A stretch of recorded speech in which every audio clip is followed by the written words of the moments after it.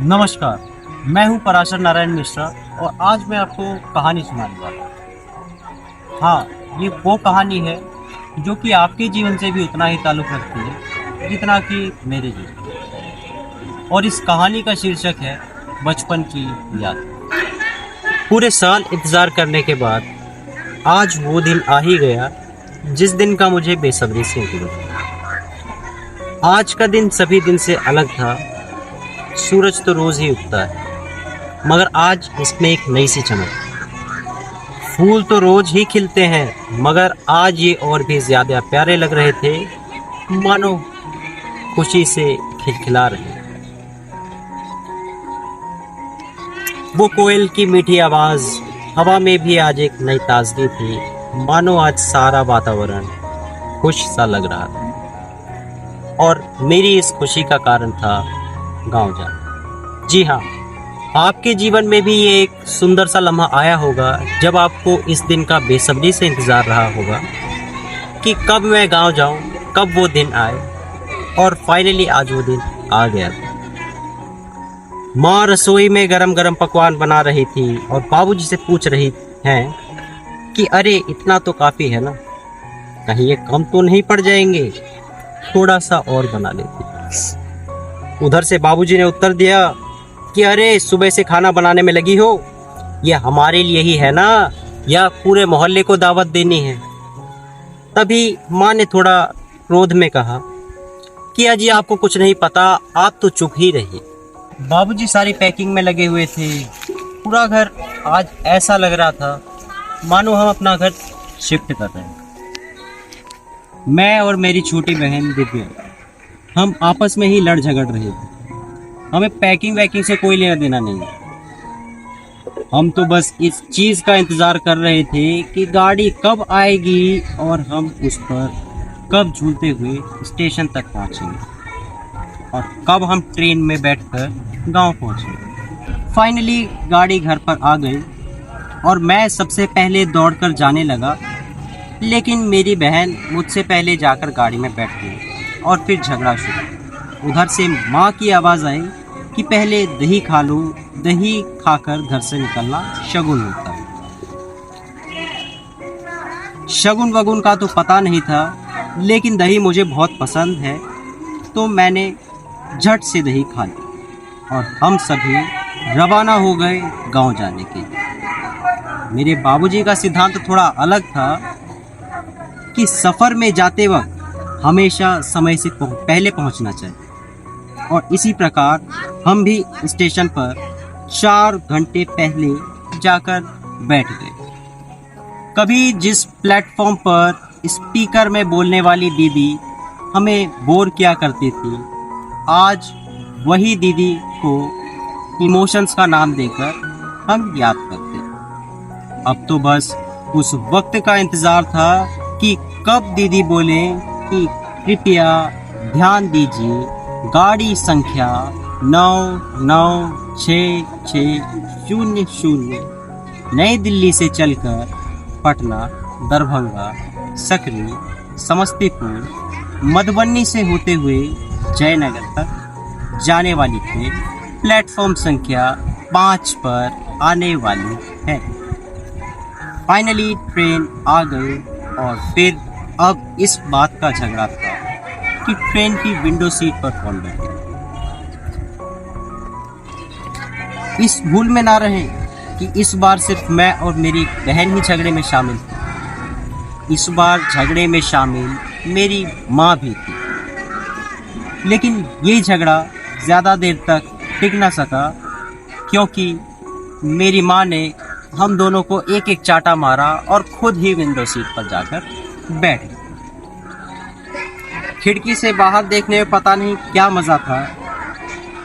चाय वाले चाय, गरम चाय, नाश्ता लीजिए गरम, गरम समोसे, यादें ताज़ा। फाइनली हम गांव में पहुंच चुके थे। अब तो बस दादा दादी, नाना नानी, मौसा मौसी, चाचा चाची से मिलने की इच्छा थी। उधर माँ बाबूजी इस चीज़ का हिसाब लगा रहे थे कि कहाँ पर कितने दिन रहना है, किसके लिए क्या क्या लेकर जाना है। दादी माँ हमारा उतनी ही बेसब्री से इंतज़ार कर रही थी जितना कि हम। स्कूली दिनों में सुबह जल्दी नींद नहीं खुलती थी, लेकिन यहाँ कुछ उल्टा ही चलता था। लेट सोना और जल्दी उठना। जल्दी उठकर दादी माँ के साथ फूल तोड़ना, भगवान की पूजा, मंदिर जाना। गलती कर दी तो यहाँ पर कोई डर नहीं था, क्योंकि बाबूजी के ऊपर भी कोई हेड था जिससे उन्हें भी डर लगता था। बस इसी चीज़ का फ़ायदा उठाने में लगा हुआ था मैं। हाँ, दादाजी से थोड़ा अनुशासन से पेश होना पड़ता था, दरोगा जी भी जो थे। चाचा जी से थोड़ा दूर भागता था, क्योंकि हमेशा क्वेश्चंस पूछा करते थे और वो हमेशा 19 का ही टेबल पूछा करते थे, क्योंकि उन्हें पता था कि 18 और 19 का टेबल मुझे अच्छे से याद नहीं। नानी माँ के हाथ का अचार, चिप्स, ठेकुआ, पेठा, भुजिया और भी बहुत कुछ वो पूरे साल मेहनत करके बनाती थी। हाँ, और वो मेरे लिए आम का मीठा अचार, आम की चॉकलेट्स याद से मेरे लिए बना दिया करती थी, क्योंकि वो मुझे पसंद है ना। नाना जी की दुकान तो मैं पूरी तरह से ख़त्म कर दिया करता था। बिस्किट, चॉकलेट, चिप्स, कुरकुरे वगैरह वगैरह। और जब वो गुस्सा करते थे तो मैं रूठ जाता था, और वो मुझे मनाने के लिए मेरी फेवरेट ऑरेंज वाली टॉफ़ी एज अ गिफ्ट दिया करते थे। मामा जी के साथ पूरा मार्केट घूमने जाया करता था, उनके साथ खेला करता था। और कन्फ्यूज़न तो तब होती थी जब नाना जी और नानी माँ मुझसे किसी से इंट्रोडक्शन कराते थे और सभी से कहते थे कि ये आपके नाना जी हैं, ये आपकी नानी माँ है, ये आपके दादाजी हैं, और ये आपकी दादी माँ है, ये आपके मामा जी हैं, ये आपकी मौसी। मतलब पूरा गांव एक फैमिली की तरह था। मौसा मौसी के गांव जाने के लिए दिल बड़ा उत्सुक हुआ करता था। वहाँ पर बहुत से बच्चे थे, उनके साथ क्रिकेट जाना, देर तक टीवी देखना, देर रात तक बातें करना। और शायद ये आप सभी के साथ भी हुआ होगा कि जब मौसी मौसा, नाना नानी, दादा दादी जब पैसे दिया करते थे तो माँ ये कहकर ले लिया करती थी कि बेटा इन पैसों का तुम क्या करोगे, इन पैसों की जब तुम्हें ज़रूरत होगी तो तुम मुझसे मांग लेना। लेकिन जब हम वो पैसे मम्मी से मांगा करते थे तो सिवाय चाटे के हमें कुछ नसीब नहीं होता था। आज बड़े दिनों के बाद उन यादगार दिनों की याद आई और सोचा कि चलो गांव से होकर आते हैं।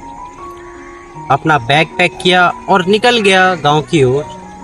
मन में बहुत से अल्फाजों को लेकर जा रहा था, लेकिन गांव पहुंचने के बाद नज़ारा कुछ और ही।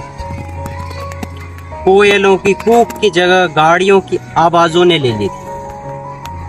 जहां कभी हरियाली हुआ करती थी वहां आज बिल्डिंग्स, टूटी फूटी रोड आज हाईवेज में परिवर्तित हो गए थे, मानो गांव ने शहर का रूप ले लिया हो।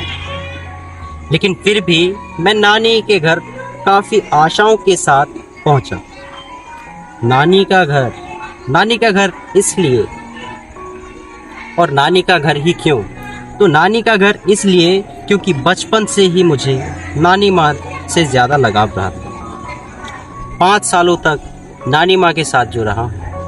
लेकिन ये क्या, जहाँ कभी गाय हुआ करती थी वहाँ आज बड़ी बड़ी कारें। नाना जी की छोटी दुकान को हटवा दिया गया था और नानी माँ का घर आज 3 मंजिला इमारत में परिवर्तित हो चुका था। और इतना सब तो ठीक था, मगर आज नानी का घर मामा का घर बन चुका था। सब कुछ बदल चुका है, कुछ रह गया है, तो वो है बचपन की यादें। तो दोस्तों, ये है मेरी रचना बचपन की यादें, और मैं अपनी इस रचना के माध्यम से आप सभी को ये बताना चाहता हूँ, आप सभी यानी कि यूथ जो अभी जवान हैं, जिनके नाना नानी दादा दादी उनके साथ हैं, तो मैं आप सभी को ये बताना चाहता हूँ कि आप सभी को फ़ोन्स छोड़ करके और अपना कीमती समय निकाल करके अपने दादा दादी के साथ टाइम स्पेंड करना चाहिए, अपने नाना नानी के साथ टाइम स्पेंड करना चाहिए, क्योंकि हो सकता है कि वो सिर्फ 2 दिन, 4 दिन या चंद दिनों के मेहमान हैं। क्योंकि ज़िंदगी में सब कुछ बदल जाता है, कुछ रह जाता है, तो वो है सिर्फ यादें। उन्हीं यादों के माध्यम से हम अपनी ज़िंदगी गुजारते हैं। धन्यवाद।